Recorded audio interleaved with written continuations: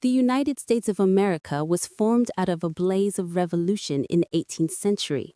Within 200 years, the nation reached the height of its power, emerging triumphant and robust following two world wars that devastated many other great nations. However, the history of this region stretches back further and is deeper than most believe. This is the history of the United States of America before the formation of the United States. The history of the continent claims diverse and intriguing evolution. The documented voyages and later death of Christopher Columbus paved the way for further Spanish and Portuguese expeditions, which were to reveal the existence of South America with more accurate data and instruments at their disposal. References by mapmakers stated this was a new world. As stories were told of this new world, many people were intrigued and wanted to see for themselves. Therefore, the United States was to become a nation of immigrants filled with unwavering optimism and determination to succeed. However, before the settlement by Europeans and prior to explorers charting the coastlines, the continent was inhabited by various native communities.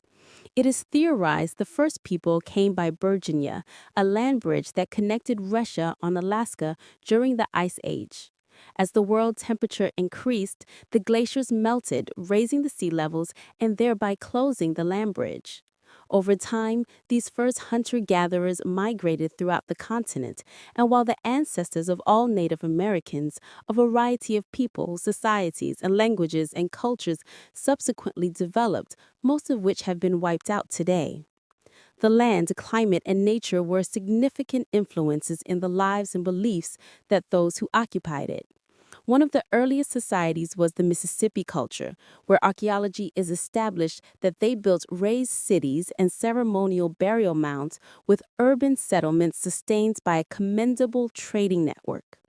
In the Southwest, the Pueblos were known to construct complex multi-story villages built out of stone.